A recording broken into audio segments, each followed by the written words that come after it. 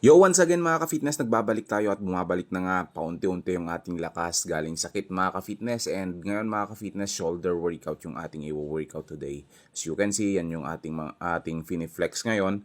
And ayan mga ka-fitness, panoorin nyo tong video na to kung ano yung mga ginawa kong mga workout exercises para sa aking shoulder. At kita nyo naman mga ka-fitness, sobrang lungkot ng panahon, ang lamig. Ayan, sobra guys, na ulan-ulan. Pero hindi pwede sa akin yan ka-fitness, no? Nag-warm up kaagad ako, nilabanan ko yung lamig, hindi pwedeng hindi ako mag-workout mga ka-fitness, okay? Ayan, so galaw-galaw lang. Ayan, dahil shoulder workout tayo ngayon. Ayan, kinuha ko kaagad yung aking weights. Ayan, prepare ko na yung aking weights mga ka-fitness dahil isasagawa ko na yung side lateral raises mga ka-fitness. Ayan yung aking first workout mga ka-fitness para sa aking side deltoids. Okay, ulitin ko, itong workout na to ay para sa side deltoids. Okay, ayan. So, galon lang yung gamit natin mga ka-fitness. Hindi natin kailangan pumunta ng gym or waldas ng pera mga ka-fitness. Kung gusto, may paraan mga ka-fitness. Okay? Kung gusto, gayahin nyo lang yung ating mga workout tips and yung mga weights na sinishare ko sa inyo. Yan, yung galon. Pwede nyo gawin yan mga ka-fitness kahit nasa bahay lang kayo. Okay? So, 20 repetition ako dito sa side lateral raises mga ka-fitness. Maximum ko na yon and ginawa ko to ng 3 sets mga ka-fitness. Ulitin ko para sa side deltoids itong workout na to. Okay? Ayan, so squeeze the muscle right after ng set.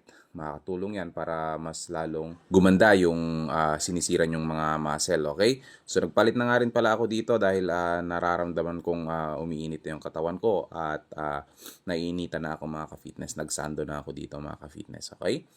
Ayan, so unti-unti bumabalik na yung aking lakas mga ka-fitness, nararamdaman ko na. And next workout mga ka-fitness para sa side deltoids pa rin. And ito yung aking advanced technique para workout ko ng maayos yung aking side deltoids mga ka-fitness. Ang tawag ko dito sa workout na to mga ka-fitness ay inclined side lateral raises single arm.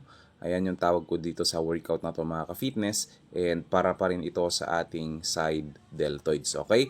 So ulitin ko mga ka-fitness, ito yung aking advanced technique para mas ma-workout ko ng maayos yung aking side deltoids. And ginawa ko ito mga ka-fitness ng 3 sets and consist of 20 repetition each side. Okay? So, pagkatapos dito sa kabila, syempre, proceed tayo dun sa kabila pero hindi ko na kinuhanan mga ka-fitness. Okay? Kasi mahaba na yung video. And next workout, mga ka-fitness, para sa side deltoids pa rin. Okay? Binubugbog ko talaga yung aking side deltoids para mas lumabas yung potential ng aking shoulder, mga ka-fitness. Okay? Ayan, upright row mga ka-fitness para sa aking side deltoids pa rin. Ayan, so ginawa ko ito mga ka-fitness ng 15 to 20 repetition mga ka-fitness. Okay? Tamtaman lang din yung bigat na ginamit ko dito and tamang-tama lang naman mga ka-fitness para sa akin. Hindi ko pa naman kailangan mag-add ng additional weights dito kasi mahirap tong upright row na to. Kailangan ma-execute natin na maayos ito para hindi mapunta yung tama sa ating traps. Okay? So, side deltoids pa rin itong workout na to. Ginawa ko to ng 3 sets and consists of 15 to 20 repetition, guys. And squeeze the muscle right after ng set, mga ka-fitness. Huwag niyong pakakalimutan yan. Okay?